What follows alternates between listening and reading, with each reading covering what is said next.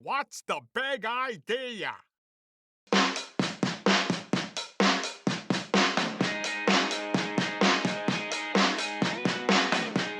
There we go. All right. Yeah. And we're back. Episode number 33. Oh, and that it's Patrick Waugh? Patrick Waugh. Was also Shaquille O'Neal. Yeah. Wasn't it also like Patrick Ewing? I don't know why we're doing this. Why are we doing this? Every episode, Eric has limited bandwidth, and so he has to put everything into categories of player jersey numbers. Now I'm looking at Ally Afraidy for anybody from Toronto listening. Ewing jersey number 33, Patrick Ewing, right? Yep. He was 6 at Orlando Magic, but oh yeah, nobody even remembers that. Yeah, he was a Nick. Anyway, this episode is fascinating because I think we went with the 10 commandments of club building. Yeah, and what that means is we're going to talk about today the sort of the dream club, the perfect club, right? The anatomy of a perfect club according to experts. No, according to us, yeah. Right? And people might agree with some of the things we have. They might disagree with some of the things we have. And that's okay. We can still be friends. No, we've done, this is the results of a meta-analysis. Yes. Yeah.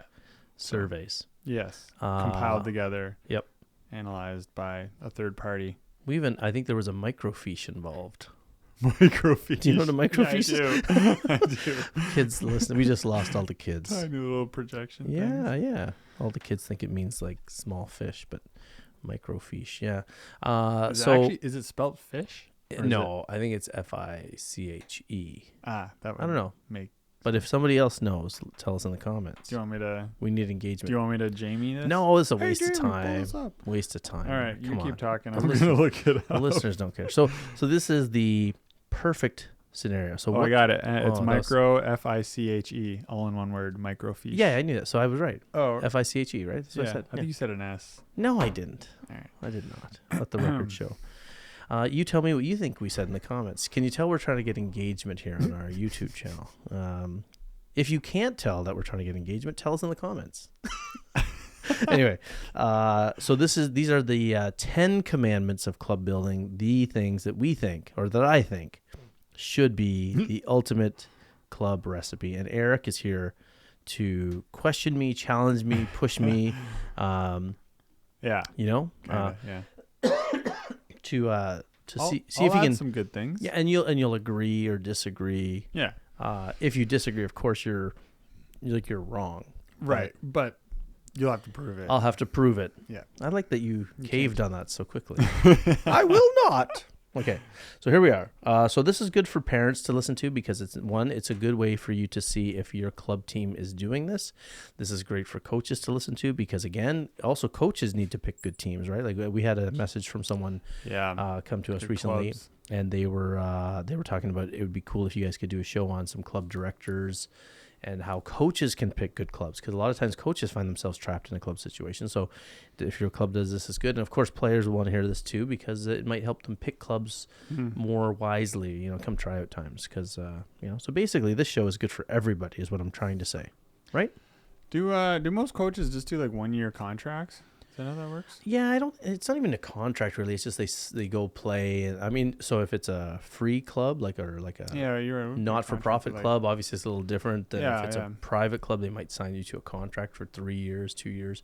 Most times they want to try you out for a year. I think both sides is beneficial, right? To that first year as a 1-year thing. And then even if the coach is good and desirable, what's the point of them ever committing to anything longer than a year, anyways? Yeah, so, what are they going to do? Get paid more? It's not. There's no salary. Well, if it's a private club that pays very well, which is what we're going to talk about here too. Yeah, that's you might want to buy a house, right? Move your family there, right? And you won't do that for 1 year. Yeah, that's true. So that's the thing about commitment, right? That's true. You want to know if they're serious, you're serious. So I mean, early on it could be 1 year, could be 2 years, and then they go from there. See how you pan out and how you feel. I think it's a good idea imagine if you locked in right away. 10 years. Yeah. 10 years or you sue me and then you hate each other's guts. So that can happen. Yeah, so we are going to get into this list right now, shall we? Fire it up.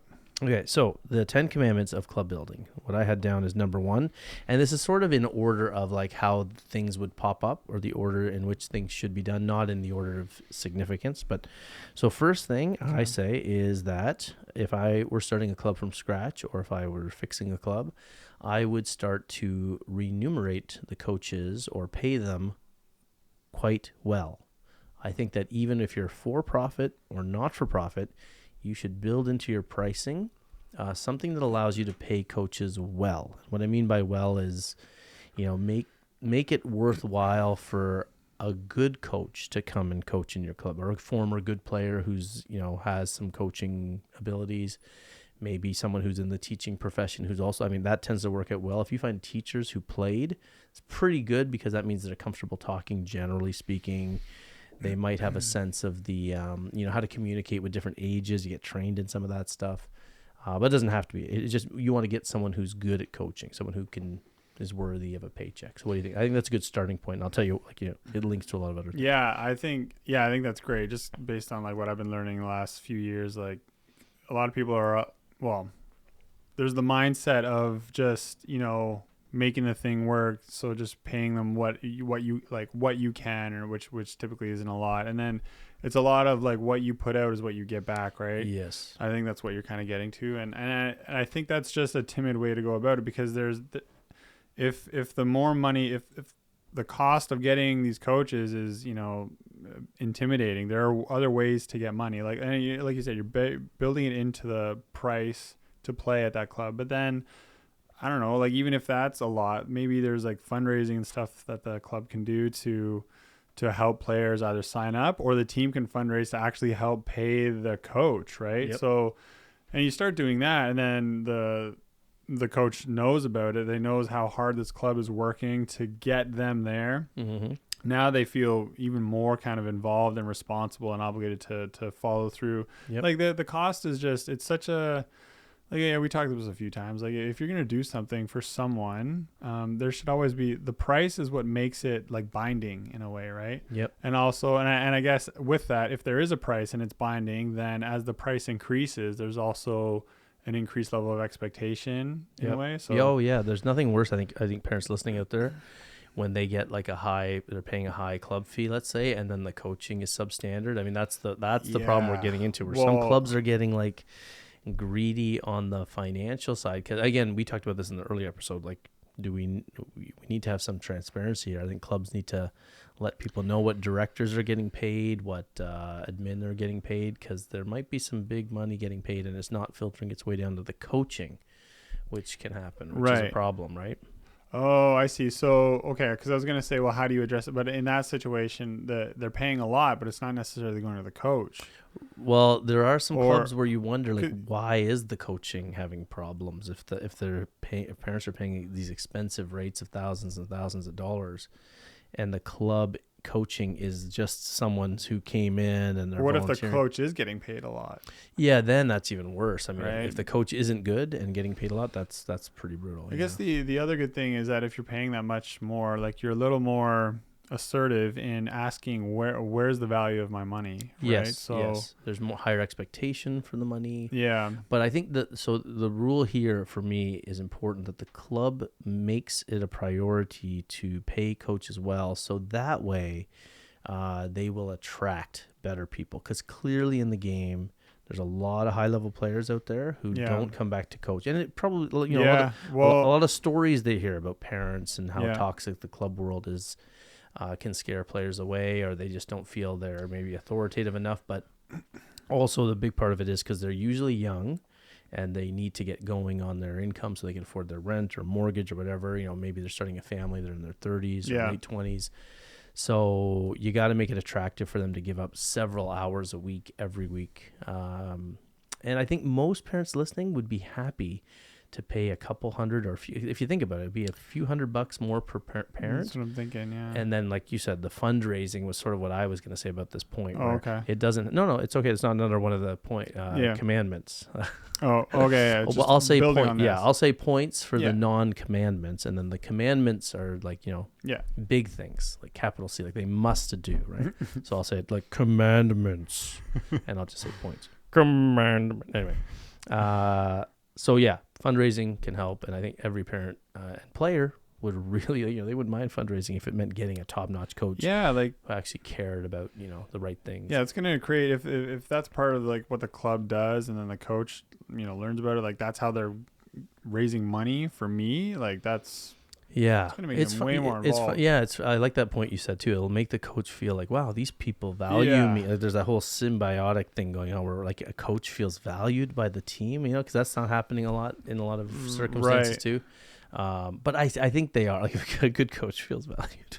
Right? I think so. Like bad coaches tend to not feel valued, and it's probably what keeps the good coaching go. Why they keep doing what they're doing, right? Yes. It's for that feedback. If they didn't feel, well, I mean, it's kind of like it's not even like if you're not a good feedback, but if you're just seeing players get better, that is your feedback. Yeah, and also and I think every parent listening has had, like, if you've been lucky enough to have a great coach who cares about athletes, gives people a shot, is not like vindictive or petty, then you love that coach. Like everybody loves that coach, and they love playing for that coach. And I've seen those coaches. I know those coaches. I like to think that there was a time where I was that coach where everybody felt positive in the team and everything. So that's what you'll end up attracting, I think, more likely to attract with some higher pay. So are we agreeing on that point?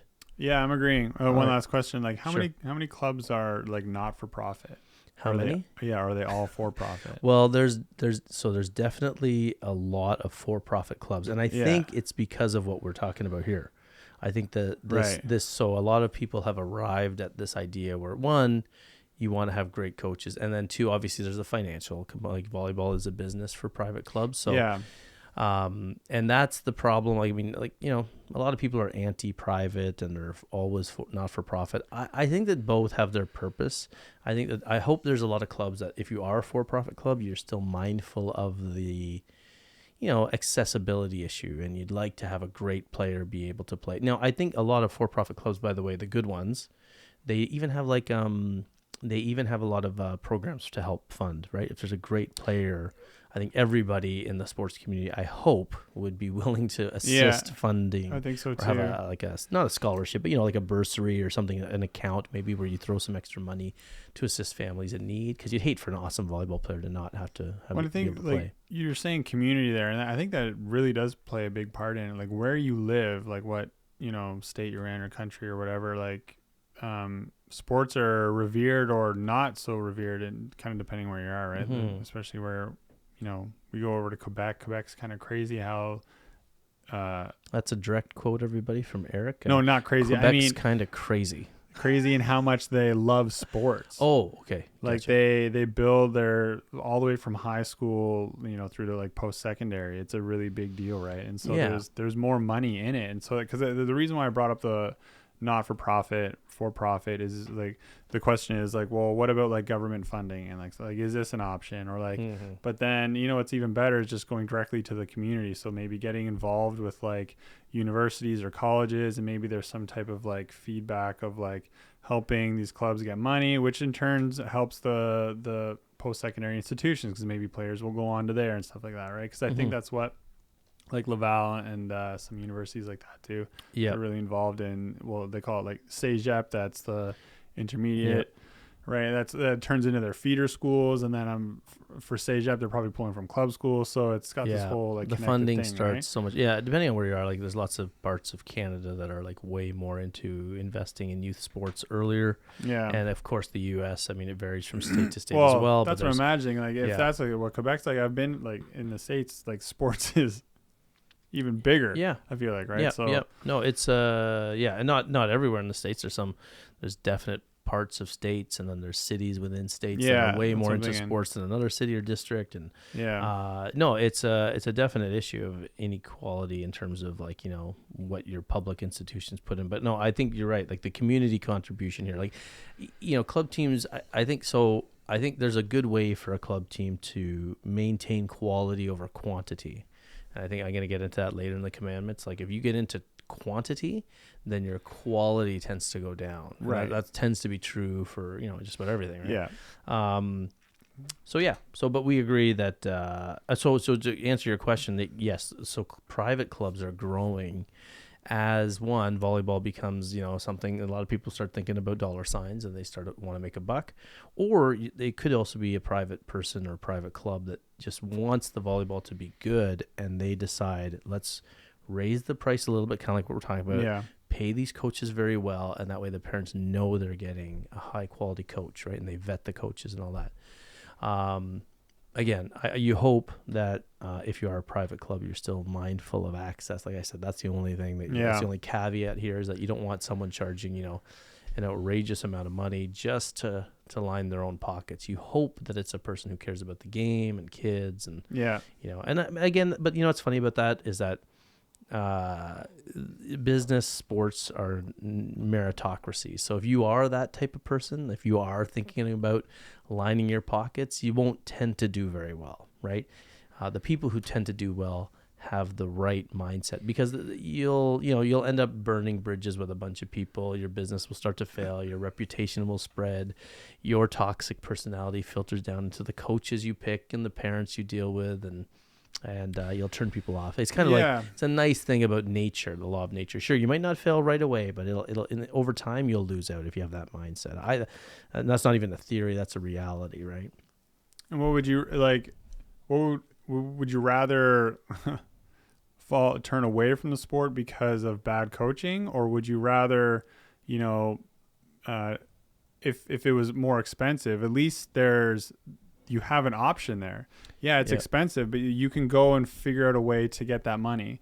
If the coaching is like subpar and it's like really turning you off, you have no control over that solution. Mm-hmm. So then you end up leaving or whatever. But at least if it costs too much, then at least you can do something about it. Yeah. Like as obviously I hope that doesn't happen to people, but at least there's an option there that they can like influence. And like we said off the top, like the worst thing is the people that are paying a fortune and they get a crappy coach. So hopefully the rest of these commandments will help prevent against some of that stuff. So, right. So my ideal scenario is, and I think you agree, you got to pay the coach as well, because you get what you pay for, right? Yeah. And you want someone buying in who has, what it is. It's to also like they value their time. A lot of people like, we know people as well that don't coach because their time is valuable. Even me, in terms of coaching in the, the club world. The time is valuable for people who are high achieving or people who have a lot of things going on, and not that it's about the money, but it's a lot of time, and sometimes you have to be wary of the fact of who's super available. It's like getting a contractor, right? Like if that contractor that we get always available, that's great. Or anybody who's my barber, every time I like it with my barber, every time I show up the chair is empty. That's a bad sign. So not to knock, I mean, a lot of people are volunteers and there's but it's just funny. Yeah, that is a good way to think about it. Yeah, sometimes. No offense to anybody who's like a great volunteer. So the next part, and it's connected to this, if you're going to pay some money, one advantage you can do now, if it is a job that people are competing over, because let's do some math on this. So let's suppose there's a team of 12 players, okay, and some clubs are going up to 16 now, but let's suppose it's 12. A couple $100 more per player, that's $2,400 on top of what. So in other words, you might raise your price a little more than what you're already doing. So I always said this to people, like imagine, so I don't know if a coach is getting, let's suppose their expenses covered for the year, maybe they're getting like $2,400, $3,000, depending on, let's say, a not-for-profit club, right? Like, would parents pay an extra $300 each if that meant that would be an extra $3,600? You know what I mean? Like, that could make the difference, right? And if everybody just is able to raise that $300 somehow from family, friends, like a GoFundMe, that could go. That would be pretty. That could be the difference between getting someone who really knows their stuff and someone who doesn't. Yeah. Not $3,600 total, but I mean, like on top of what they're already charging. additional too. I think if you ask any parent, yeah. if you ask parents who have been through the headaches, like $300 is kind of priceless, like you were saying, right? Because what's the alternative? Yeah, like suffering through a whole season of like crap. So I think I see what you're going after here, like in terms of, because the game is growing, and coaches are in need, right? And so a lot of the time it's just like we need someone, and then they get anyone, right? Yeah, someone's parent sometimes. Yeah, and it's usually sometimes it's worse if it's not a parent, because then you're wondering, is that one of those people looking for instant authority with no criteria for that kind of worries me. Those coaches are like, why are you coaching here? Like, why? Like, well, your kid's not here. You're like, I understand if you love the game. I mean, I'm not talking about the bona fide legend former players. That makes sense to me because they love the game. But you get those people who aren't those people coaching, and I think they're tempted to, remember we talked about this, is the easiest path to power and authority. Yeah. You don't have to go to law school. You don't have to go to nursing school or med school. You don't have to become a cop. You don't have to go to police training. You're just like, hey, I'll just coach little kids and I'll be important right away. They like turned away the money as well. Would they make them better or not? Like, well, again, like I said, there are those coaches that I know and that who have been in volleyball their whole lives, and we're kind of doing this right here, like, but it's for a different purpose, right? Like, we're kind of passionate about it, love it, and giving back. But when I see people who aren't those people, like, I used to be a football person or something, just like, or a basketball guy or girl, and they're just like, yeah, I'm gonna switch into youth volleyball. You're right though, because I mean, a lot of coaches, right? They are already volunteering a lot of their time. A lot of the time, they're not getting paid for it. They're getting their stuff, costs covered. So if you can offer them, especially for like we were like saying, like some players who are still in college or whatever, or just recently out of it, Imagine a few extra grand, like for a 9-month season. Those seasons are pretty long. Mm-hmm. Like that's actually that there are. People will take that because, and you have to be careful. I mean, there's like, so this ties in my next point too. Like, the kid right out of school sometimes isn't the best choice. Totally. Yeah. I'm trying to, yeah. So, I think there's someone there. Like, there's people in their 30s and 40s who know a lot about the game, played a lot, have enough life experience to know some perspective. Because remember, the danger of the young coach is that they might be a little too fiery and caught up in the results and take things personally. I know, because I was there. Yeah. My friend, like, Shane was on our show and he was the same way. There is that danger when you come out as a player right away. I mean, hopefully shows like this can help, and coaching seminars and YouTube where there's wise coaches telling people to be less beholden to the results. Yeah. You know what a great way is to kind of like temper that and actually is to coach the really young teams. Mm-hmm. Obviously, a bad thing can happen there, especially because it's like the young kids. It's almost the hardest ones to coach, right? And then you have a fresh at a college player. Those are two very hard. But like the thing is, it's maybe don't do this, but those coaches, some of them can really actually find their place there because they'll see that this is the more challenging place to coach, and then if they can kind of develop that patience there, it's possible they can really kind of turn it, because like it's always the hardest things to coach beginners. Like when I was teaching yoga, the hardest thing was the people who've never done it before. Right. And then I'm like thinking of all these ways or whatever. So. But I don't know if you want to mix those two things together. It's tricky because I think it gets to the core of it's almost like you need them to start as an assistant coach type thing, Yeah, like if you want to go high level, start as an assistant. Like I found this out. Like, so one of my strengths I learned, I didn't know this, but I was really good at teaching fundamentals. So I think as a shorter outside hitter, I had to be fundamentally sound. You know what I mean? Yeah. And so I had to be in the right position. And I think my brain, I'm just an analytical guy. Like obviously the show, we can talk for 2 hours about nothing.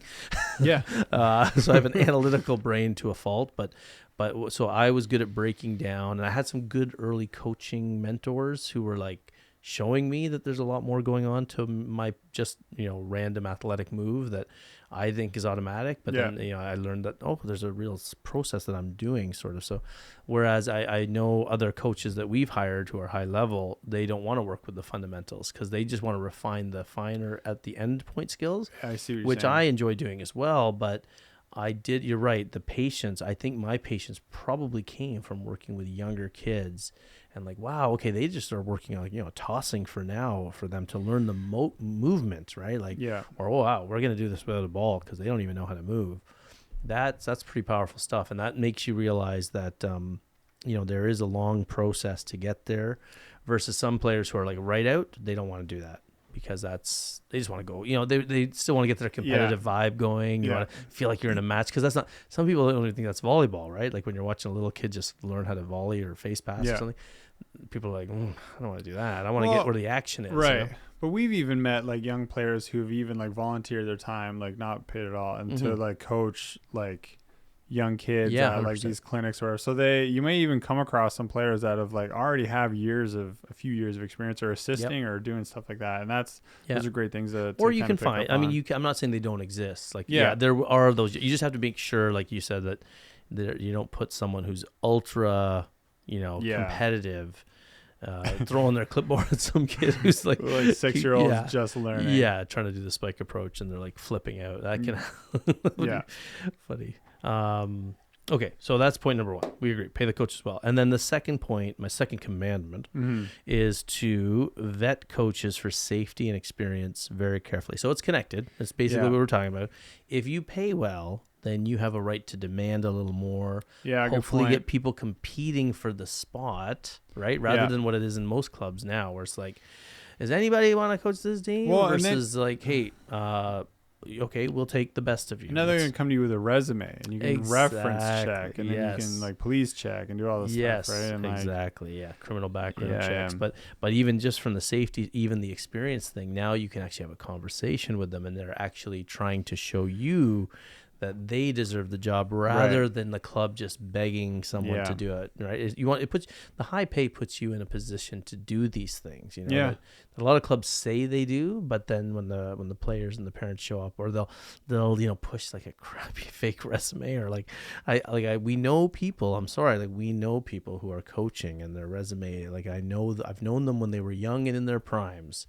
But somehow, over the course of 20 years, they've become professional players in faraway lands. And I was like, that player sucked. I was in my 30s. They were in their 30s. They were awful. And but now that they're almost 50, they're saying that they were really good. And you should still have the bare minimum setter skills. in that Brazilian league, man. You shouldn't be setting like this, like flopping your hands like a fish. If you're a setter, that shouldn't go away. But anyway. Do you think like coaches have showed up on their first day like of their tryouts and like never even met their club director before? It's possible. Imagine that. Yeah. Well, that's sort of a good thing there. Like the cohesion. We're going to talk about this too. And that I think that happens. There's so many teams, right? And you're just like vetting resumes online. Maybe you have a phone call or Zoom meet or whatever. It's like, okay, you're the guy, and like here, so and so is going to be at this gym. They can give you the equipment, or I hope not, but like. I mean, it could be like the size of some clubs. I wouldn't be surprised if someone else maybe is the contact person. Yeah, maybe that's not a point of criticism at actually a much larger club. Actually, maybe that's kind of normal. You know what though?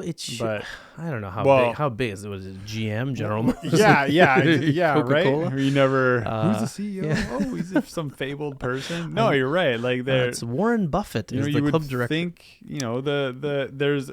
Well, there's a personality. There's a personality. It's like the CEO in a way, and your coaches are like all your VPs or directors of each of these teams, right? So there should be a direct connection. There is a direct connection. I agree. I think that there's 100% the club personality. Should be the director's personality, and I can tell you for a fact, the clubs I've known and seen, like whoever the club director is, there's a vibe that filters down through the club. Okay. Especially if they've been there a while or if they're the founder for sure. A lot of parents don't meet club directors. I'm sure there are coaches who have very minimal contact. You don't want to say trust your gut, but it is huge, right? Like we all have these feelings about people when we meet them and we lie to ourselves and deny things. But like if you're a coach or a parent or a player and you meet the club director and you don't like their personality, that's probably a good sign. Right? Like early warning. Yeah, these warning signs are there, right? We can all look back in our lives and see like, I knew it. How many times do people say that? I had a feeling and I stupidly ignored it. So same applies. Well, do we also apply this, properly pay your coaches? It should be applied to the director as well then, should it not? Yeah, well, I mean, so if a club is setting up, like let's suppose someone's following these commandments, right? Let's suppose someone listens to Volleyballology and they're like, okay, I'm writing this down, then that's a good club. No, that's no. But if someone sets this up logically, then that's a good sign. Whereas a club that's set up illogically or with, then that's how you do anything is how you do everything, like we always say on the show. Yeah. So so we got the commandment 1, high payout for coaches, or high pay for coaches, or a good remuneration for them to make it attractive. So you have an abundance of people coming to the door hoping to coach. Then with that abundance, you can vet coaches now. You can actually be picky. Imagine that, a club team that was able to be picky. Yeah. And I know of some good clubs in the States that are private. We have some friends coaching down there that have gone to good private clubs, and that's why they they're went there. through that process, right? They went through that process, met the director. The director was a high-level player, interviewed them. They were excited to get the job because it was like a high-time, full-time job, salary. They have to coach 3-4 teams. And that's but that's the deal, and that's people are coming from all over the world to coach. And they're making like you said, like a good full money. salary, almost as much as we do here. This isn't like volunteering with a little pay on the side. No, they're making like Volleyballology podcaster money. Yeah. Right. Like crazy money. Yeah. By the way, please subscribe. We're not. Yeah, safety. Eric hasn't eaten for weeks. What? Yeah. And then so you'd been through that, and then safety was the next thing. Is that what you're trying to do? You're just summarizing. I was summarizing the 2, and then now we're on to the third commandment. Club building commandment. Right, Meech? Oh, Meech. That's so sad. Yeah, Meech can't do the show anymore. Sorry, we should mention that in case people are wondering. If you're wondering where Meechy went, he quit on us. He didn't like us, but he'll be back. We got to get him back on an episode or 2. Yeah, for sure. But he didn't like us. He thought we were bullies. So we used to give him wedgies off camera. No, just kidding. No. He just didn't have the time, unfortunately, to do it because the episodes, as you guys know, were getting way too long, and Meech has a life. Yeah. We don't. No. Okay. Third commandment. Not only can you vet the coaches, right? So if you have a system where you're vetting coaches, you have great coaches, guess what else you can vet? You can vet your players, and you can vet your parents' coaches. So think about this. Interesting. See, so many clubs are so happy to take players and parents, and they hope they come to the door. And now imagine if you had an application process for players and parents. So now you as a club could have the psychology, the emotions, the types of people. You want to be around certain types of people. Now you can have that. So you could vet your parents. So you have a questionnaire just about what they value, who they are, whatever, player and parent. And the club can then not reject them, but I hate to say it, but turn away parents that are the wrong vibe, right? Yeah. It's actually funny now that the value's increased, monetary value. It triggers everything. Yeah. It triggers everything. So if a club can focus on that, and again, the club can even implement strategies for fundraising, right? So if you're a club saying, I don't want to charge people that much, well then come up, sit down for 2 hours. Yeah. And you could think of a ton of ways that you guys could raise money for the club. Yeah. And then with that comes so much, and I think all the parents would understand it. Wouldn't it be nice to not have toxic parents on the team? Because the club has said, we could sense some early stuff here, or that player, some things about the way the player, the mentality, not a fan. And there's ways to find it out. There's questions you can ask. There's scenarios you put in questions. Again, take an hour, write up 10 questions. Yeah. And cool things can happen there. So that way, you not only do you have the coaches you want, now you have the parents and players you want, and the vibe would just be really cool in that area, right? Yeah, instead of kind of requiring your coaches to be these babysitters in a way where they have to coach but also manage people, and the coach should just be able to focus on their job. Exactly. Right. That's what they're getting paid for in this scenario. They're getting paid well. Yeah. So they don't have time to deal with crap. There shouldn't have to be these mediators and all this stuff. Yeah. So basically we're setting this up like an ideal business, right? We're setting this up where the owner values their employee, the coach, so much that they're going to help the coach vet out the crap.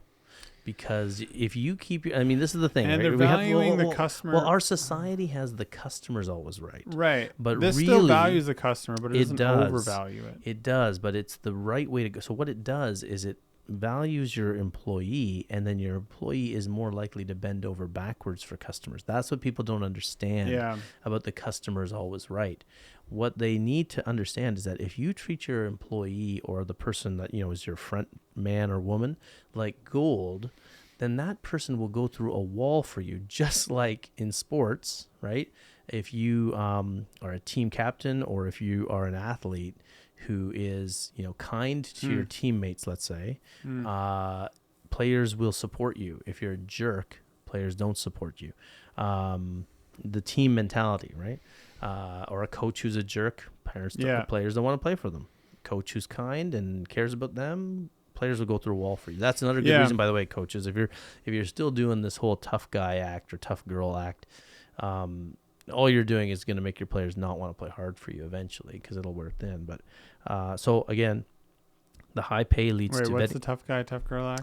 Like if you're just playing like hard ass coach who punishes athletes rather than caring about them as people, or I don't care if you're not feeling well today, you got to come to practice and work hard, you got to play injured.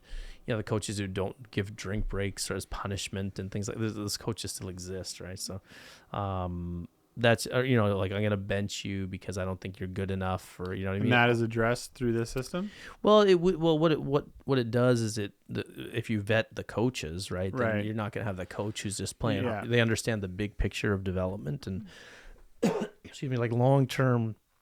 Am I getting high? My voice? I need a drink here. Yeah. I'm getting emotional. I like what you're saying though. Is the coach will kind of bend over backwards for you, but also for the players as well. But then ultimately, if there is to the point where like there's like an issue with a certain player or parent, right, and the coach is they will be trying their hardest, and then if it can't be resolved, the club can just dismiss.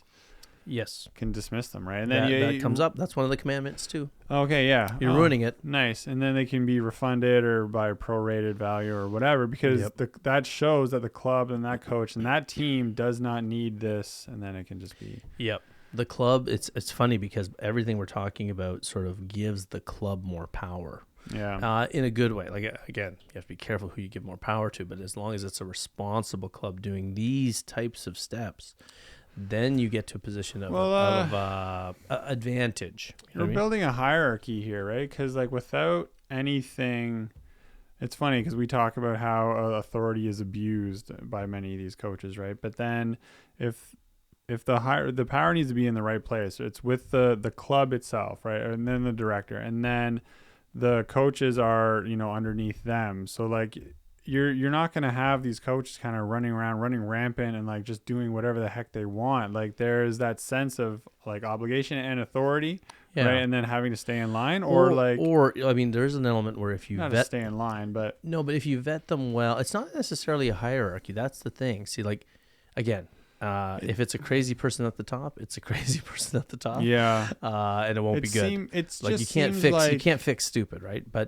But and you can let the coach run wild if you have vetted them, right? Like I would have no problem letting certain people run their own philosophies and ideas. When you kind of want that, if they're competent. Yes. See that, so that's where the vetting comes in. So you find out, hey, like, are you a nut bar, right? During the vetting process, like, even if you played somewhere, you could still be a nut bar, right? Like we should be clear on that. Like I know some great players who played in my era, who are professional players. Nut bars, right? Yeah. And I would never let them coach. So the resume would look great, but then but in the vetting process, you hopefully have 5 or 6 people applying for that job. Yeah. And then the crazy, it's hard to hide crazy. I mean, I guess you can hide crazy, but not if you're open to the signs. So I really think that the vetting process is the key, and you can only vet if there's a lot of people coming, and you can only get a lot of people with the money. It all goes back to that again, right? So there isn't so much a hierarchy of authority, but of the ability to like release someone and be like, hey, look, this isn't working. Yes. Like, and then that not threat, but that is always there in everyone's mind. Yeah. That ability. Well, isn't it funny that it's all hinging on the great coach? So like if you have great coaches, then your institution, club, whatever, has more authority, right? Like, because now you have people competing for spots to get there. all the parents and players will be on their best behavior because they know they've got it good. And there's 12 spots and you're one of the lucky ones. You could have a great, if you had great coaches, if you had a crappy club director, I mean, at least that wouldn't come off as badly. Like, what's the worst they could do? Well, they could mess the organization. Well, the crappy club director won't be able to keep the good coach. Yeah, that's true. So it just won't work. That's true. Like, it has to be great. So, it has to be a well-reasoned, intelligent person who knows the sport at the top. And then, and because also, it's funny, it's hard for a crappy club director or a bad, person to pick good people. Right? Because part of what makes them, there's an intelligence is the underlying thing. And if you're not an intelligent person, if you're seeing it there, then you would see it at the director level as well. So is a director just like an experienced coach who wants to get into more of a there's so many impossible scenarios. It could be a business oriented person. It could just be someone just looking for power. It could be anything, just like anything else, right? Yeah. Just like there's cops who are great, cops who suck. There's teachers who are great, teachers who suck. Oh, sorry. I just mean I'm trying to get at like what are the qualities that make a good director? Is it someone who's been a coach for a long time and now they want to get into that? And then I think ideal director is someone who loves the game and understands that kids. Well, right. Kids need to have fun playing. Yeah, and I can kind of see that. Like if someone was a coach for a long time, like what better experience, like they want to now they're confident in their ability to help like grow the sport for that team of like 12 to 16 or whatever, and they've done it for many years, and now they feel confident enough to take it on to the next level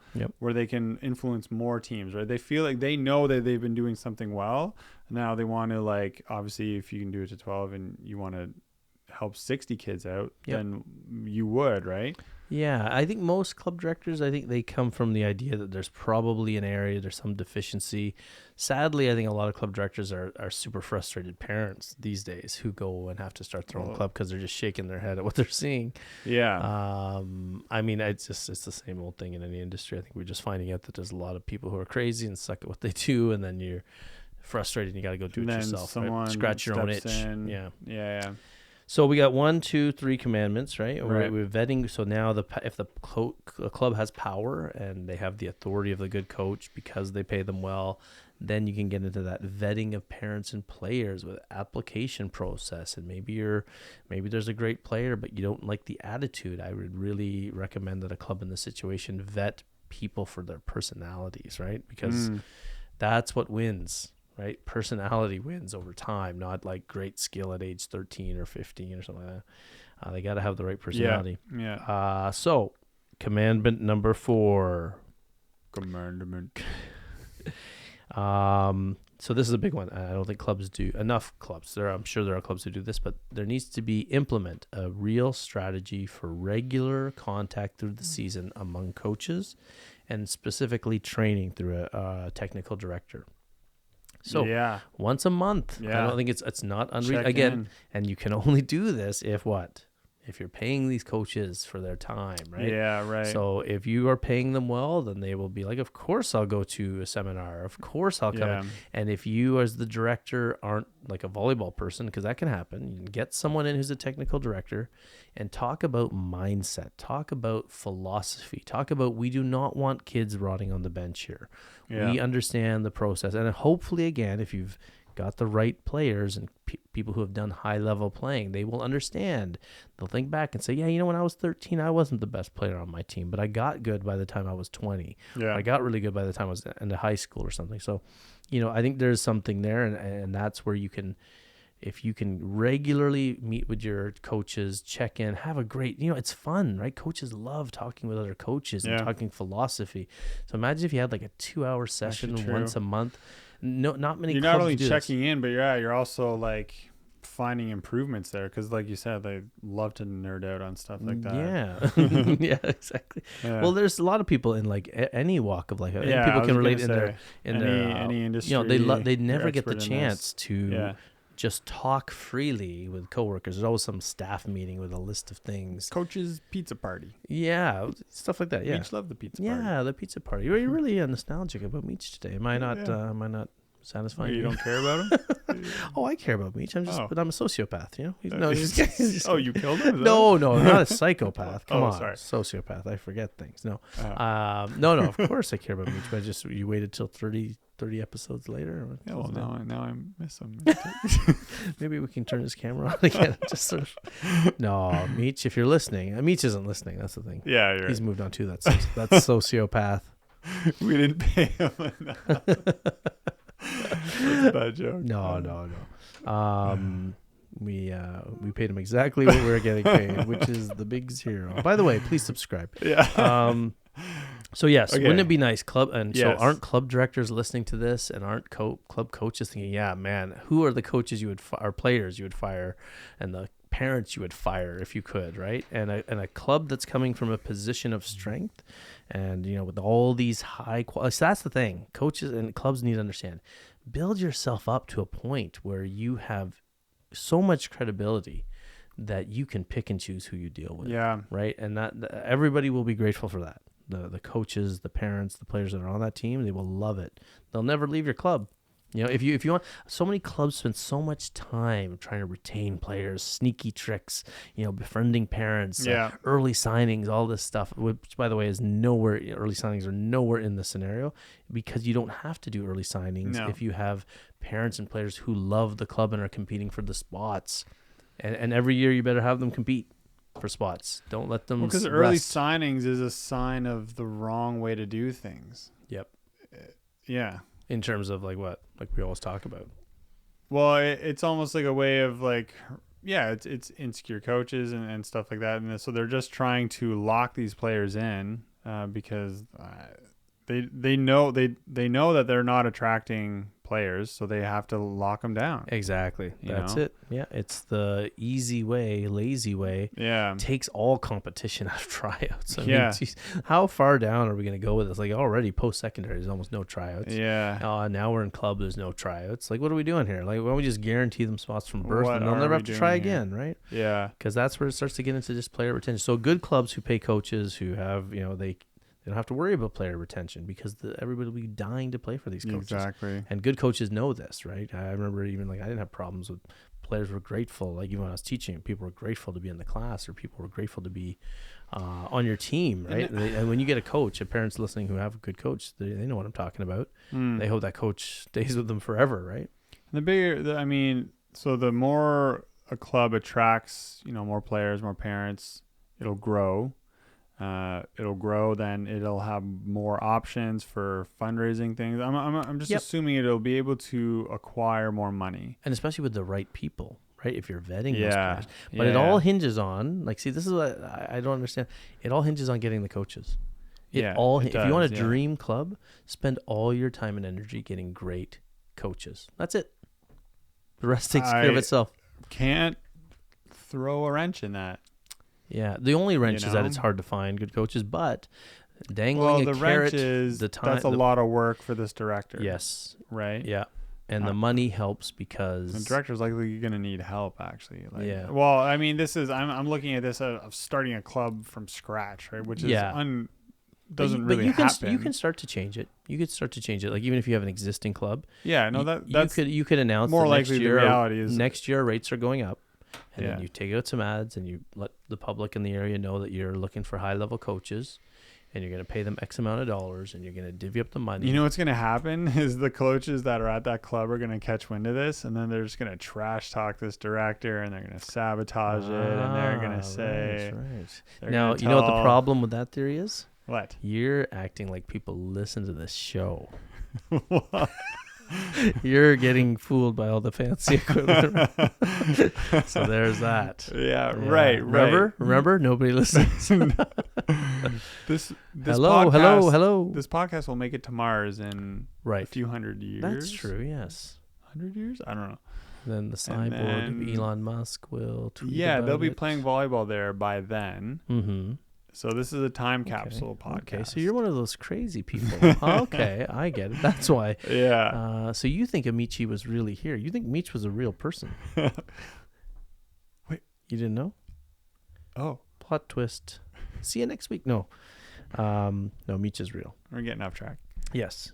We're meet losing our listeners. listener our families. Sorry, Mom. Implement thorough and regular training for coaches. So yeah, that's the point there. Implement thorough and regular training for coaches. So again, I don't think you'll need a lot of training, but I think the mindset stuff and the discussion on what we value here as a club, and hopefully that came in the job interview and that came in the questionnaire. We think about player development, and wins and losses at young ages, and it's the check-in as well, right? Because we've seen coaches change from the beginning of the season to the end of the season, right? And there's a clear progression of right. And I think everybody listening agrees with you.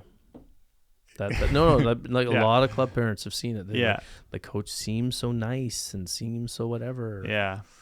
So I guess the other good thing about this is, like, say whatever, like the club gets 10 coaches, they vet them, and like 2 crazy coaches kind of make it through, or like whatever, they still interview well and they blah blah blah, but then I don't know, they start to kind of like show they're kind of crazy like halfway through or something, like I think there's like or not, I mean it can happen. I shouldn't say crazy, but like maybe they're just having a tough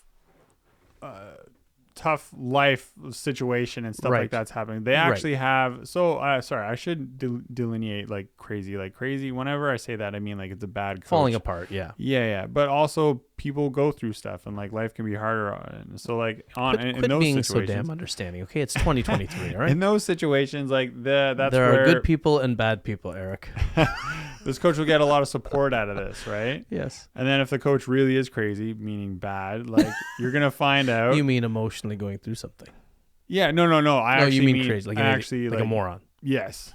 Yeah. And then the club finds out, and then I don't know. At least the whole club is aware of it, and then maybe also as a team they can kind of prevent a major problem before it happens. Can I? Well, so I have this. Okay. I do have this in my. You're ruining. Am I predicting your commandments? You are, because they're logical, and that's where everybody's questions will go, and that's where I went to here. So smart. Or I am, because I anticipate. Or logic is just logic. That's what it is. Logic is just logic. 2 + 2 is 4. Yep. And we're gonna. I just I'm like, oh, but this will happen, and I'm like, oh, here's a commandment to fix that. All right. Just like God did. We don't want to get political. Anyway. All right. So go down that route. Burning bush. What? So the next commandment is resolve. Okay, so this is cool because you're I thought you were going in this direction with this. So you got the regular check-in with coaches. Now, here's the tricky one. Because successful people or successful clubs, just like anything else, are like, sort of our little capitalist brains. We're like, oh, we've got a good thing going here.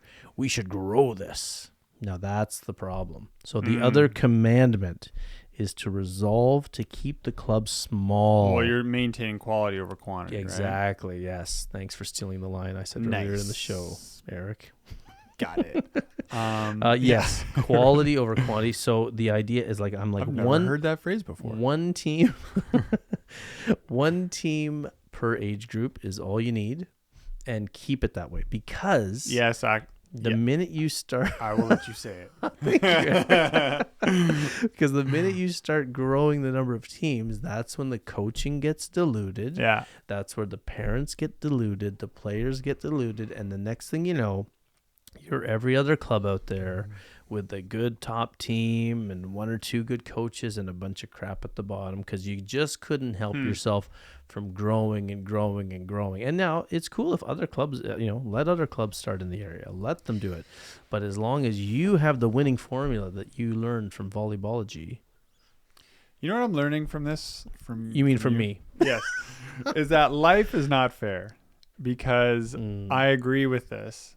And it's the right way to do it. But then someone somewhere is going to say, oh, but what about like the availability for everyone to play? And so like, I mean, everyone will be able to play, but the quality coaching is going to be not accessible to everyone. But Eric, you're not thinking big enough. Well, okay. What if the club decides to stay small? Mm-hmm. I don't want to say elite, but it decides to stay, exclusive. Someone is going to start a competing club, right? With the same philosophy next door, and next door and next door until the point where we have a bunch of high paid because they are out there. These players and former and coaches are out there, but they're just not incentivized to come in because they're worried about the quality of parents they run into. So if a club comes to them or came to you with a pitch and said, listen, we are taking care of the parent issue this way. We are taking care of the coaching quality issue this way. We are capping the number of teams in this club.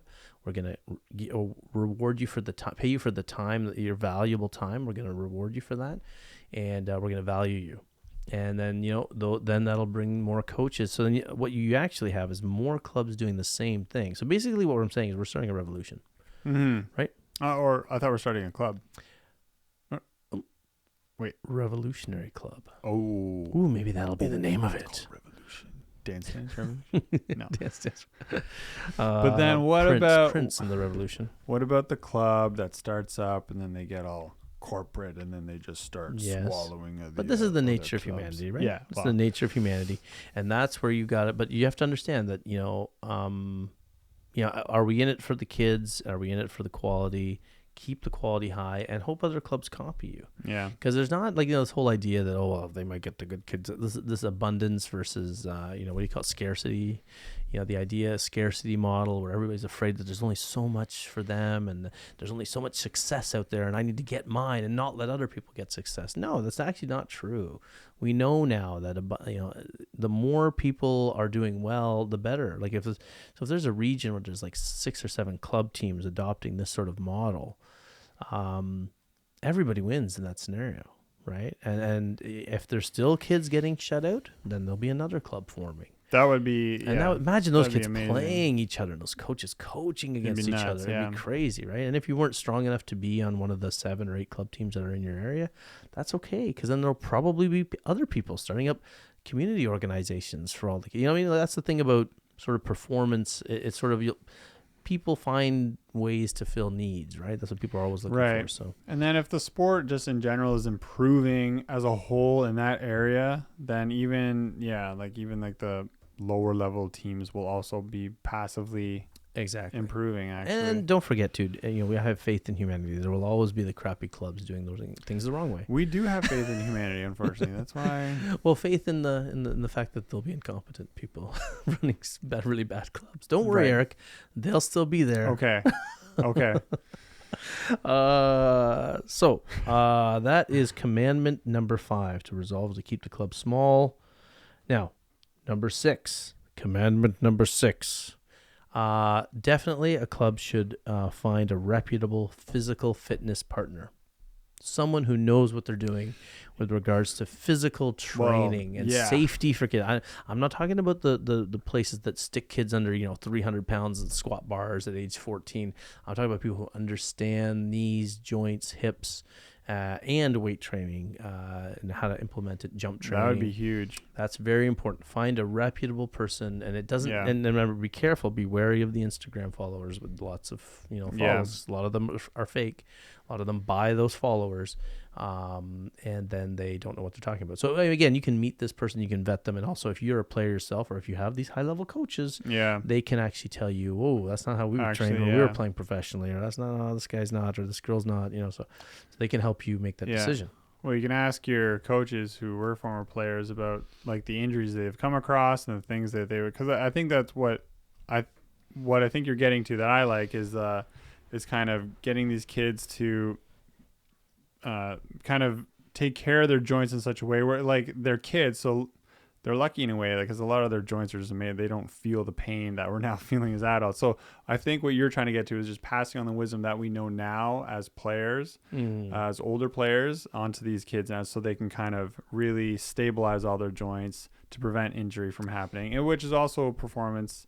It'll improve performance. So we know 100%. That improving range of motion actually gives you access to more strength. People think you don't even need flexibility until you develop strength, but you can actually tap into more strength if you improve by being more flexible, right? So that's a really good idea. How you can just, because now that you've put a time and energy into getting your staff in a way, you can now, they're a resource pool of expertise and knowledge, and you can draw on them. And you're gonna need it because, and don't forget too, the gym training is, I think, the best mental training there is. Yeah. You can buy all the books you want, you can have in the seminars and all that, but there's nothing better than getting someone struggling through a workout, whether it's yoga, weight training, something they don't want to do. That's the value people don't understand about weight training. It's not just the physical, it's the literal. I mean, it's the whole battle everybody has. I don't want to go. Well, that tells you that's your mental training right there.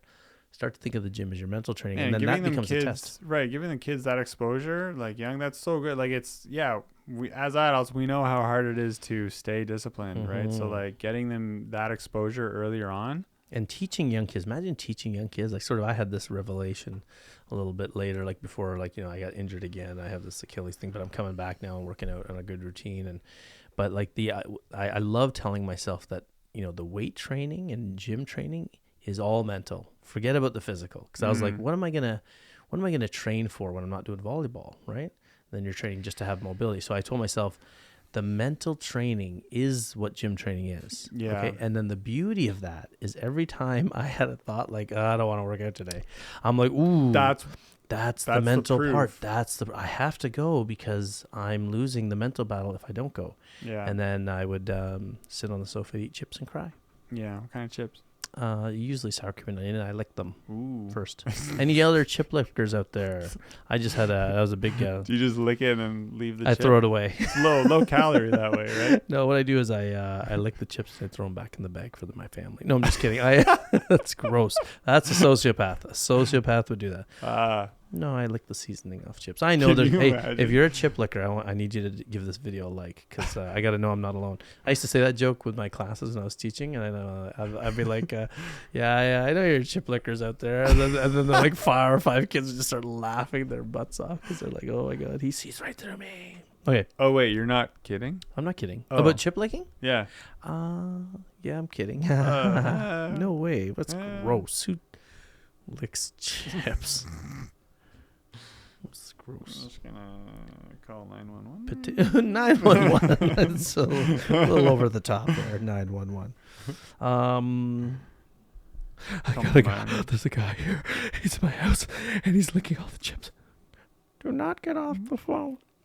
Anyway, that was a little too breathy. Yeah, that was very breathy. That was intense. I was trying to replicate a 911 call. No offense to anybody who's made a 911 call.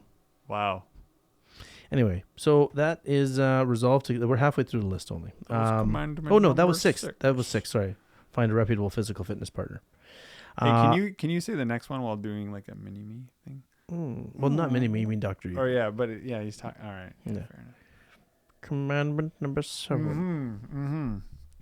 You're getting there. I think so. How about a hug? Yeah. Okay. Anyway. Yeah. I shouldn't have brought it up. $1 million. Yeah. Great. Okay. Sorry. Number 7. Commandment number 7. Set up clear practices and procedures for common club issues. So how about this? Listen to this. A step-by-step guide for common problems in clubs. We all know what the common problems are. You got a parent, you got a player who's like not playing enough, you got someone who's upset with something, you got a coach, and you do it for everybody. You do it for coaches, you do it for players, and you do it for parents. And you have a guide, FAQ type thing. Here's what to do if. We're kind of writing this up, aren't we, for parents, right? You know what I love about this is that you can just address it and then move on with volleyball and teaching it and playing it. Yes. Because like these are so common, and you can just have point. A widespread thing across the whole club. Let's deal with this. Let's be on the same page. Let's move, like fix it and then move forward. Yeah, and fix it like before, like preemptively. Like here's what to do if this problem pops up, steps to follow. Because parents, everybody's like asking us, and we're giving advice on what parents can do, and coaches are asking us advice on what they can do. Yeah. And we're like, wouldn't it be cool if someone sat down again for a couple hours, came up with, and maybe this is a great first meeting with all the coaches. Well, I was just gonna say this is your general meeting that you have, and then you sounds like you're making an FAQ, so like you can even. Anyone can refer back to it. Like it'll be on the club website or something. And Eric, what does FAQ stand for some of the young listeners? Frequently asked questions. I know. I was trying to think of a funky word with Q, but I couldn't. Yeah, you're not funny. I forgot. Corbels? No, frequently. Okay. Yeah. It's getting worse. Yep. frequently asked qualities. No, No, see, that's not even funny. no, I know. No, I'm really bad at puns. Yeah, these aren't puns. Yeah, that's why I'm bad at puns. Oh. What's up? I'm punning with acronyms, so it's Yeah. macro puns. Okay, we're just gonna Making a new trend. Just gonna read down. Okay, here now. yeah. I'm gonna look down here now. So yeah, wouldn't that be cool though? Just a guide that someone and every Yeah. parent gets a little copy of this thing, and at the start of the year, every coach does, and just a little resource guide so people know that there's direction, and they also know too that you're thinking about these things as a club director, and you're actually sitting there solving the problem before they pop up. Like, one thing I hate, like in the business world too, is like there's people who solve problems, and then there's people who solve issues. Yeah. And you don't want to be running around like a chicken with your head cut off, putting out all these little fires.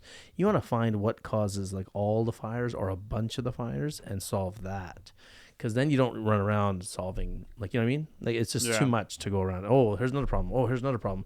Whereas there's probably a root cause of like, toxicity or problematic stuff that you could deal with that's solving so many different problems. I mean, look at a bunch of the episodes we talked about. Like the issues we've come up with in club. Like, they're happen every year, like clockwork. So yeah. Just have a book called How to Improve Your Self-Esteem and give it to everybody. Dealing with your demons. The other thing I like about this one is you also kind of allow, because you want the creativity and the personality of each coach. You want them to be able to let that come through, right? Like, because each coach is going to have their kind of unique take on, maybe the position that they came from or the way that they saw the game. Like, when we're learning math as kids, like I think we all, and in some ways, we even see the numbers work differently. Like, I remember talking about how with other classmates or even my teacher about like how I got to the answer, and like some kids will say it one way and some kids will say it the other, right? So I'm sure it's the same in volleyball, and so the good thing about this is like you're gonna have the general philosophy. One thing we agree on. Did you say general? I did. Yeah, general philosophy is process over. Well, how do we say that again? Results or whatever, right? Yeah. So like that's something that's like the philosophy of the club that like obviously you want your coaches to be We do. agreement upon. But then underneath that, then you have how to deal with these common issues, boom, boom, boom. And then once you have a framework there, and boom, now boom, boom. Shut up. And then now each club or each coach can just like let their unique take on the game kind of let their hair across. down. They can let their hair down. Oh wow, this is getting dirty.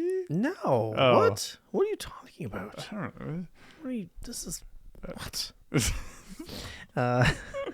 Is it because I said boom, boom, boom? Let me hit it now. Boom, boom, boom. Anyway, geez. I'm a bit of a singer. I don't like to talk about that. I used to be a professional rapper. Anyway.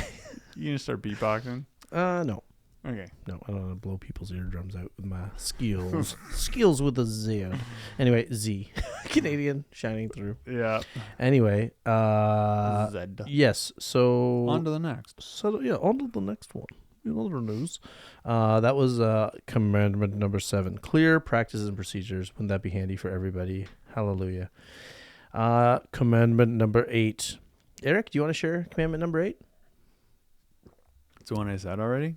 No. Oh, I just want everybody to know you didn't do your homework. No, I'm the protagonist here.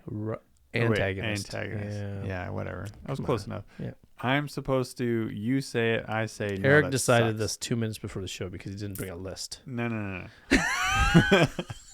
I decided this Just kidding. 45 minutes before Actually, the show. that's sort of how the whole show goes. I sort of spew out my garbage, and you I tell me was if it's good or not. busy eating food, I was busy. playing video games. My and dog- then I got on My the dog treadmill. ate my list. No, the elliptical actually. Oh. No stair. Well, it's like elliptical Eric stairmaster was on the thing. elliptical today. Yeah. Ooh. I was toning my butt. I was getting Can my you workout. please focus? Oh, We're sorry. losing listeners. Oh, sorry. Good. Yeah. Yeah, We don't yeah, wanna I need distract to- you. I need to- Eric's trying to. Yeah, okay. really, man. Thanks for making me work harder, Eric. No, just kidding. You're wearing like We your have a Hawaiian framework? tourist shirt. Look at Eric. Everybody watching. Eric's wearing like a Hawaiian shirt. Oh, Hats on backwards.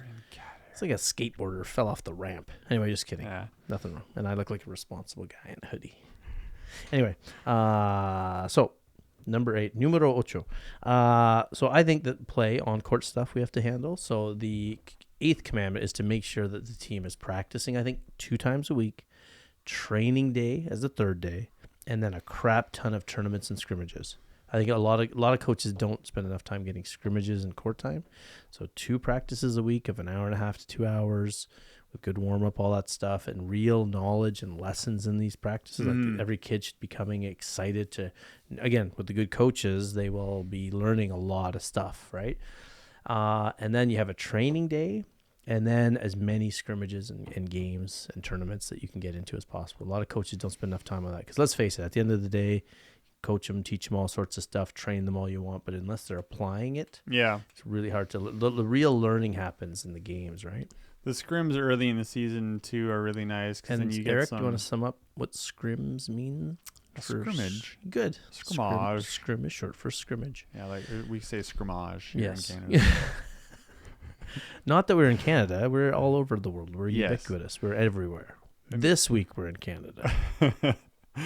Yeah, but I like them early in the season because then you get that, you kind of see like what the team looks like as the player and the coach, and then like your first tournament you can be like, holy, like we're already so much better, right? And so it's nice.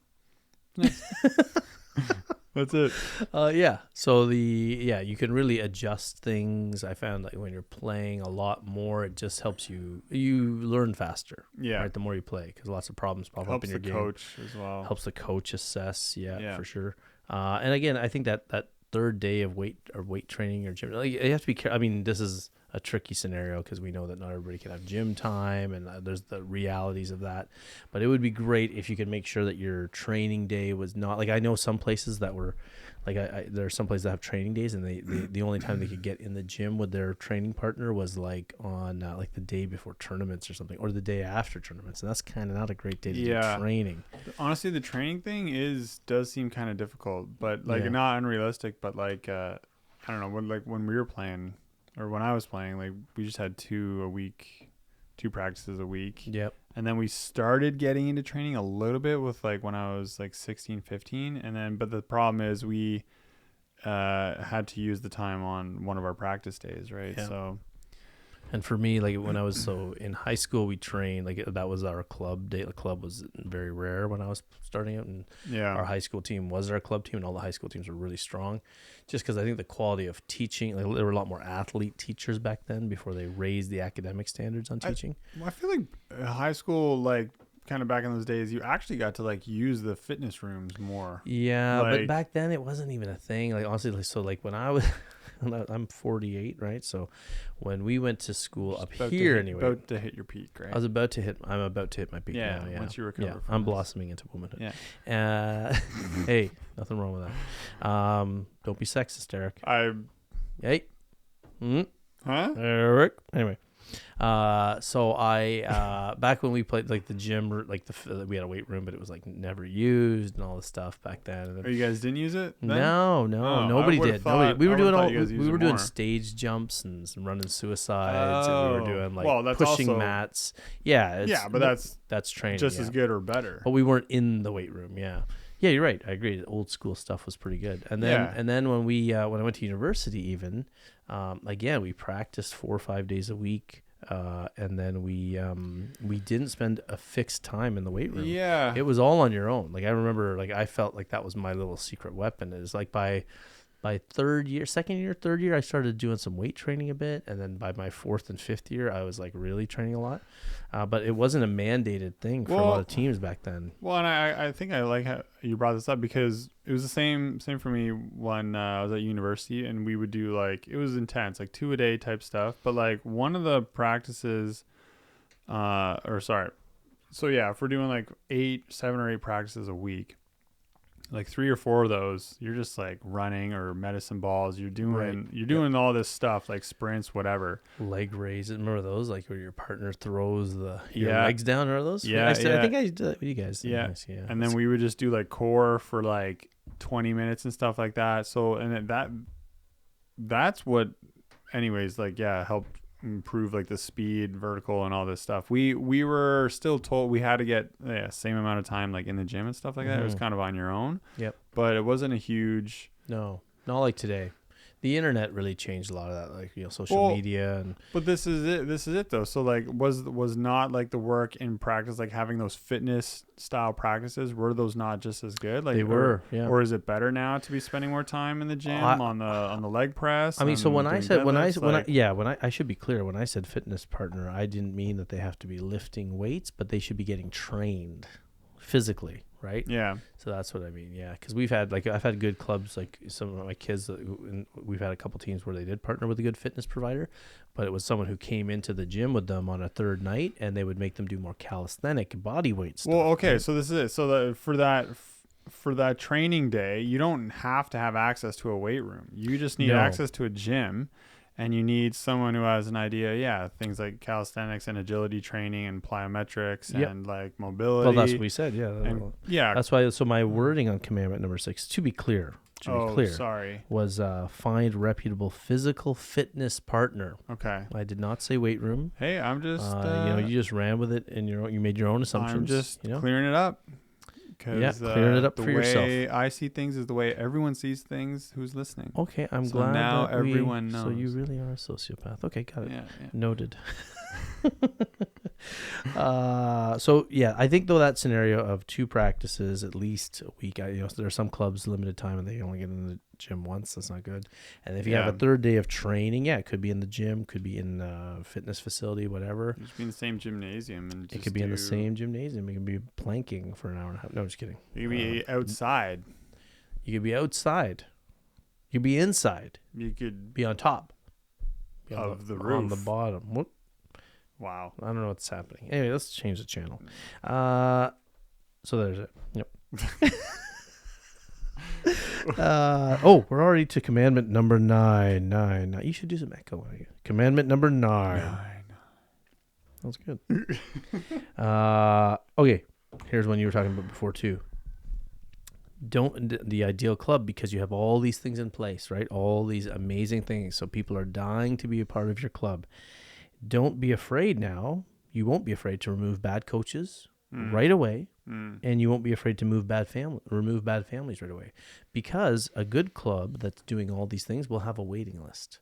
They will have people dying to get in, and if you call someone in 3 months later and a player can't come and join you from another club because they're not being able to be released, go to the next kid, go to the next kid, go to the next kid, next family, until you find somebody to replace that toxic family, right? Don't be afraid to ask them to leave, give them their money back, because you're going to get that new player paying the balance anyway. Same with the coach. You can get rid of them because you had probably turned away 3 other good candidates as well because you were paying them well. Yeah. So that's the power that you have in this scenario. And that way, this is what gives the club power to remove bad people. Again, if you're a crazy club director, it won't work. Yeah. But if you're a sane person who's put all these things in place successfully, I guarantee you it'll work. I like it. Some great feedback once again from Surfer Dude. No, just kidding. No. I love your outfit, actually. Did I tell you that? I love your outfit today. Whoa. That's let your hair down. Keep it platonic here. Let your hair down. Okay, so I guess love can be platonic. Platonic. Love is platonic. Do you know what the root word? You know where we get the word platonic? Plato. The philosopher Plato, who was gay. So that's why the term platonic is he was not interested in women.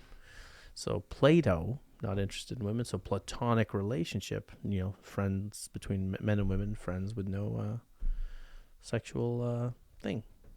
Nothing going on there. For anyone watching, Zuby's making strange faces as he's saying this.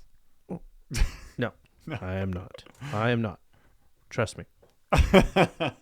What? All right. So what do you think about that? So the idea, again. Plato is pretty cool. No. The idea that if the club has power, now they are not afraid. They have some self-esteem. The club has the self-esteem to say, you know what? We are building something here that's ethical, proper, and it can only stay that way if the people in it are that way. And you coach, like you said, remember, what if the coach has something going on or something happens that they did great in the interview, but it's apparent halfway through the season that they're not following the philosophy that the club lives by? Then you can ask them to leave. Maybe you might have to, I don't know, you might have to eat the salary depending on what you signed, but maybe you could put a clause in the contract if there is one about performance and living up to these, don't forget, they're also signing on to follow your doctrine. Yeah. And if somebody tricked you or fooled you, which I think is hard to do personally, I think it's difficult if you're really savvy, and you can see these signs in people. Or also, you have to believe it, obviously. If they're only making it through half of the season, maybe they only get paid for half of the work anyways. Like in the contract. Maybe it's not a guaranteed paid. salary. Yeah. Logistical problems are being solved here on the air live. Yep. I think that's a good one. Yeah. Being able to say no to a parent or families is instead of where we are now, where clubs are like begging to hold on to people and toxic. Let's face it, I've seen a lot of toxic families clubs keep them forever just because it's a paycheck and it's a guaranteed filled roster This spot. mechanism is just a way of defending the integrity of the club. Yes. Of this special thing that's trying to be built. And don't forget the power of message, right? Like if you do this, other coaches are like, wow, they ain't messing around here. Other families are like, wow, we better be. Yeah. Like we better. That's going to be attractive to a lot of people. It will be. A lot of coaches and players. And it'll scare away the wrong people. Yeah. Right? Yeah. And that's why you have to do these things, because it sends a message to everybody else that, we don't tolerate toxicity. Imagine if you're the kid, imagine if your kid's getting bullied by some crappy player or some jerk player, and then their parent is just like them, and then the club actually says to them, see you later. We don't need to do some big investigation. Yeah. We have our coach who saw it. We're aware of what's happening, the toxic nature of the personality. Maybe you give them a warning, right? Like maybe have a thing where, have a meeting with them, of course, do the process. But then imagine that feeling of imagine that Facebook post that parents going to make. Again, but what's funny about that? So that's interesting you brought that up, because I think that's the reason why so many institutions don't. Laughing, but No. You're right. You're it right. would just be funny. But you know what the answer is? That's so important that you said that, because so many people in our world are afraid of the social media blowback. But what they forget is that the crazy person who runs to social media and makes that post, they're just everybody in their circle already knows who they are. Yeah. Right. And the only people who will side with them are just like them. Yeah. Everybody else around them, like we talked about, when you're dead, it's a lot like being stupid, because when you're dead, when you're dead, you don't know you're dead. It's the same with stupid and crazy, right? Like that person can run to social media, but that's just a crazy person. Everybody knows it. So you don't have to worry about that. But I'm glad you said that, because that's why corporations, they bow down to things. They're so worried about the angry customer. Remember, we talked about customers always, right? That they make crazy policies, right? And we follow stupid things. So everything can be accommodated. So this crazy lunatic parent can still be on the team and ruin it for everyone else. Yes. Yeah. And I came from the education sector, and schools set up policies around crazy. And I'm like, what are you doing? Why don't you cater to the people who are normal and crazy learns? It happens in school, because school's not about making money. No, but they are worried about social media blowback, of course, and image. We live in this image-based society now. That's the problem with virtue signaling and everything. It's like shallow attempts at movements that don't mean anything. And that's because people are so worried about public perception. And I'm telling you that let crazy go do crazy. Let it. Yeah. Everybody knows. Yeah. Nobody's gonna. No sane person's gonna look at. Wow, Sheila's making good sense again. And Steve is sure on the ball with this post. The post would just be really funny to read. I mean, maybe you shouldn't laugh at it, but it's like. No, but see, that's the thing people forget too, is that character really shines through. So if you're this club that's operating like this, right, and you get somebody who says something about you, people know. Mm-hmm. People know, right? Like this is, in life, I've had some things where my image was really tarnished, and I had, we've all had this, right? Where someone's saying stuff about you and it's not true, and you're trying to tell the world, and then some people will just tell you don't have to worry about it. Yeah, you don't. Everybody knows, right? And you run around like a crazy person trying to fix it or whatever, but no, people know. People you can just look. People know. Crazy will expose itself. And so does character, right? Like people know who they're dealing with, right? Even more so now because of the internet, and the access to it. The problem sometimes is if you get anonymous, there's a lot of people who post anonymously or say things anonymously, and then people don't know who posted it or whatever. So, but yeah, so that's a good one. So have the confidence. All of these steps will give the club the confidence to say, see you later. Yeah. To any problem, coach, parent, player. It would be sad if a player lost their team, lost a spot because the parent was just crazy. But that happens, right? That happens. Yeah. But the comforting thought there is that, genetics are a thing, and the kid is going to be crazy one day anyway. Wow. No, Just kidding. not true. Just kidding. But like, Just trying to wrap up the show. No, just kidding. man, you never know. Maybe there's something like another. That's a tricky situation because maybe another parent can like be like, Yes. hey, like I'll bring them to practice. Yeah, you can or ban the something. parent But from you something. need that would require for that crazy parent to have a sense of humility to be able to abdicate. Hey, like Yep. you will go to practice with them instead of But me. but it's funny because because I'm too don't crazy. you think that? So- But it's cool because with the elite environment or the speciality of the club, even the crazy parent might say, "Oh my God, I don't want my kid to lose this opportunity." You know what I mean? right. So Because they're like, "This is such a good club." well, there's a mechanism to correct that behavior. Yep. For that parent to become a better person. yeah. So, Well, and also too, remember we talked about the communication, that FAQ thing. It's kind of like that. Yeah. Remember, it's kind of like that But- preseason meeting we talked about, yeah. where if coaches meet with parents and But discuss this is these things. This is a huge thing because a lot of the time we talk about problems, but the solution isn't always that easy. But that little thing right there where it's like, hey, you're about to get dismissed. Yep. And the parent's like, you know what? I really care for my kid to be in this environment. I'm going to clean up whatever it is. Yes. Like, so there's a solution. There it is. Especially if there's 50 parents lined up behind you waiting for Yes. that spot, right? Yeah. That's the key. That's right? the key. And it's all because you've built up this system and it kind of started with the proper Yep. remuneration to the coaches, and then we're setting this thing up. So yeah. It's kind of, you know what it reminds me of? It It's reminds me a kinda lot neat. of how I met my wife, Like I was so good looking. where is this I going? was so good looking that like dangerously good looking. So It's in the past tense, right? And you had so to hide yourself so- with a paper bag. no, because that made her be like extra great because she knew that there was like 50 people lined up behind her, right? Of all genders. just trying to. So it really made a difference, and that's the key to a good marriage. So if you're if you're okay, so if you're that's the struggling out key. there, with a relationship, just remember, just make yourself So- dangerously good looking, like I did. So how do you do that? Well, luckily for me, I just had genetics, and Okay. I always carried a fan around with me. Yeah. I just And wind like blown, a spray bottle, like wind- a yeah. little sweaty a little sweat, a little and glistening. a little windy. We don't call it sweaty. We Oh, call sweaty, it glistening. Glistening. Yeah. Okay. I think Fabio for some of the parents out there. If you Oh, think of yeah. Fabio, So you walk around with margarine? I was like, a little bit of margarine Can't and believe it's not bought. You put the margarine on your skin, maybe? yeah, that was part of the glisten, and then the fan, and Nice. then I was the brown Fabio. Oh. Is Anyway, I don't want to talk about that. I don't want to talk about that. It's like my rap career. Right. Okay, here it is, folks. We're down to your. I know you're upset, but we have to hit the final. Final commandment. Drum roll. The 10th commandment. You didn't do the echo. Oh yeah. Command. No, you're supposed to say Mm. 10 last because you said commandment last. What am I gonna do? Commandment. No, just end. Oh. See, here I am putting out fires, solving problems. Anyway, Sorry, I'm not a voice. I want to actor. solve issues, not problems. Okay. Commandment number 10. You started doing the whole thing. Okay. Anyway, here we are. We're finally Here we done. are. Thank goodness. Thank the Lord. Okay, I can't do this. Speaking of commandments. Okay. The 10th commandment for the ultimate. No, what is this called again? The 10 commandments of club building Yes. is to Ooh. obsess over the needs and what's best for the player and player development.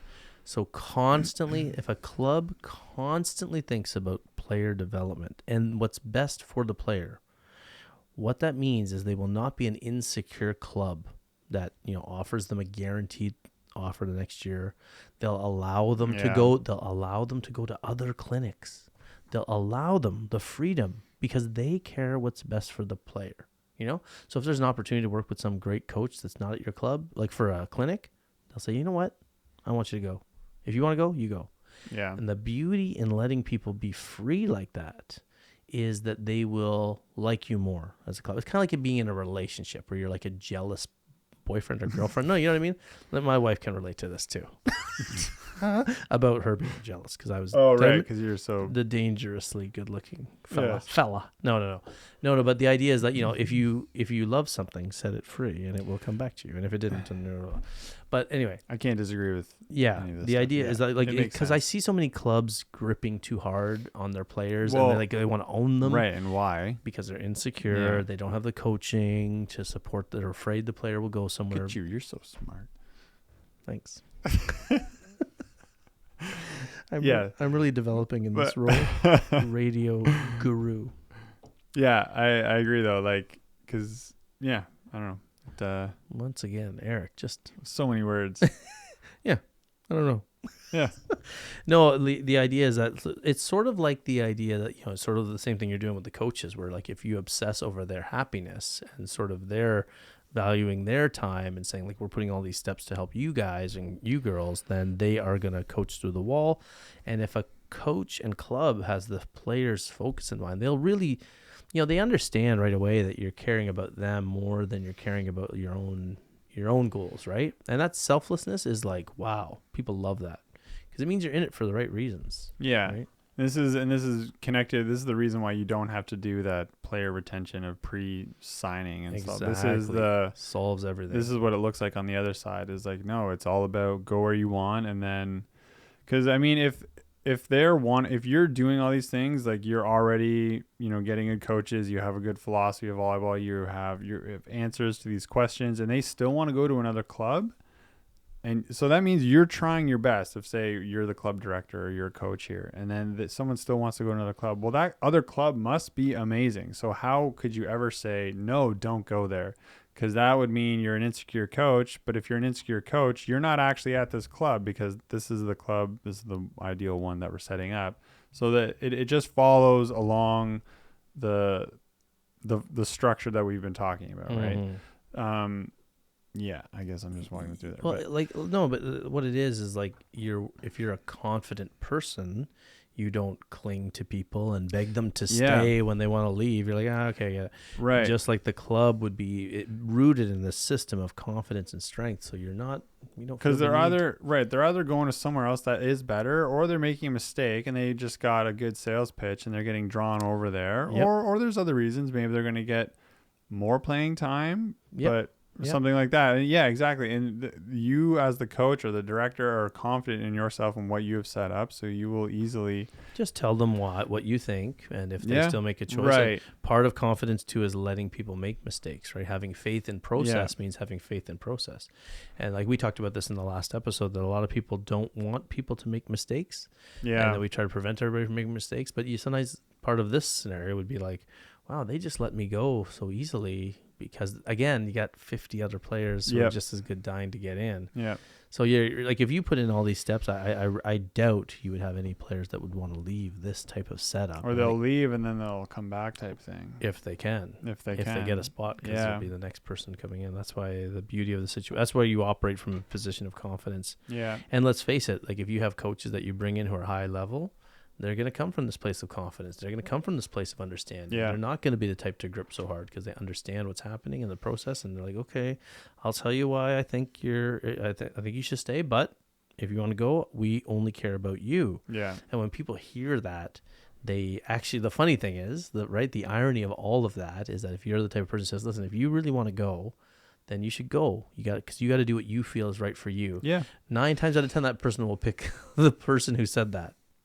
And not as a ploy, but because like the minute you say to them that we care about you and you can go if you want, if you really want to, then you should go. Do what you want. That person, odds are, likely won't go. And they'll won't go because they're like, okay, this person is willing to let me go. Yeah, it's not about their ego. It's about my success. But and also that you're putting the responsibility on them, right? So then when they make this, so they do go, they then own that decision. Yeah. Right? It's not like, oh no, I was told to leave, or like so-and-so doesn't care about me, or like, whatever. Yeah. Well, I mean, like it's so obvious to parents, I think, and players, like when a coach or a club are like trying to keep them. Yeah, it is. Versus care about their best interests. Like I can honestly say, like if I were coaching, and I say this to people all the time, if you want to leave because you think you're going to get something better, then go for it. Go do it. right? Or if you, I say this to, like I always tell this to my kids when they have friends that like, are acting in a certain way or not. I'm like, well, listen, what are you going to do? Control them? You can tell them, hey, hang out with me more.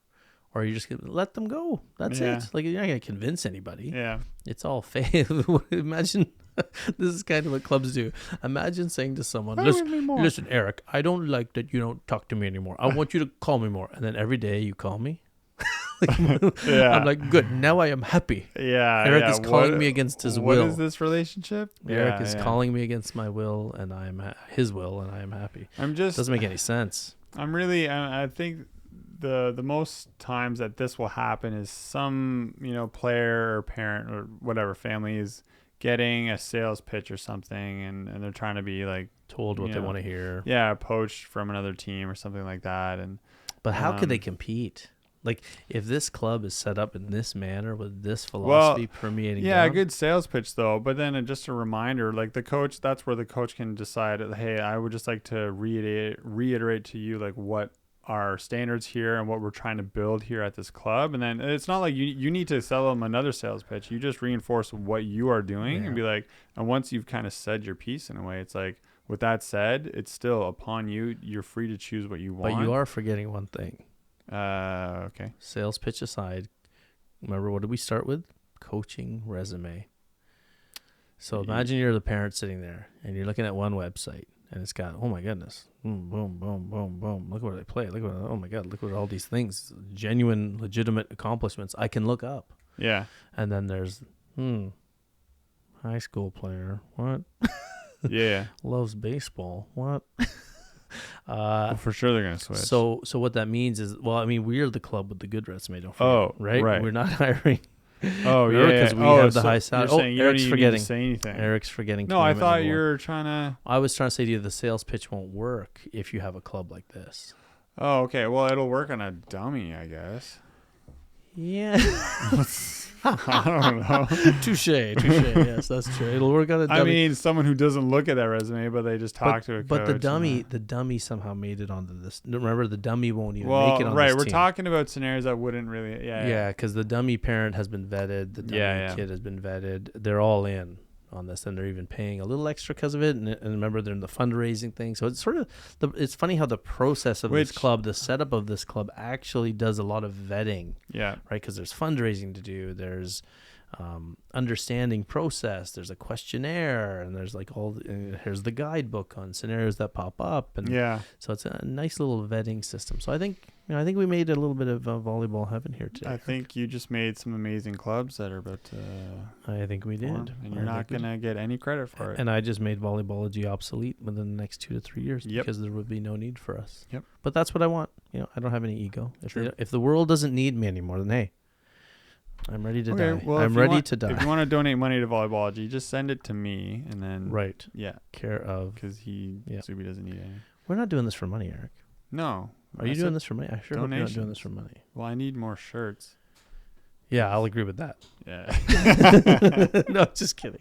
I love your outfits. Oh, thank you. You're very pretty. Okay, so I think we're done. Yeah. Right? 10 Commandments of Volleyball. Let us know what you guys think in the comments. Seriously, if we missed anything, if there's anything you want to add, something you didn't like, something. If I think of something, do you want me to put it in the comments? I think we're going to need all the comments we can get, but we would like to hear from people because I'm sure there's things that we missed. But I like to think that this scenario, I think the biggest problem. Good start. Well, the biggest problem we have here is the costs escalate. But again, if a club lets people know we do a lot of fundraising. And we have a fund for people in financial need. We don't want any kid to not be able to play if they deserve to play and can't. Dude, it's still going to be cheaper than hockey.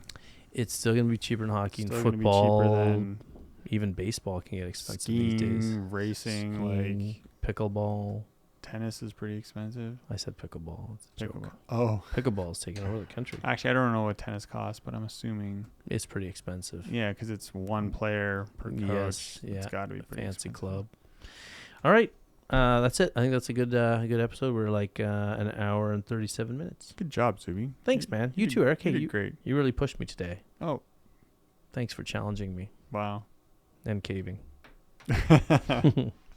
See you next week, folks. All right.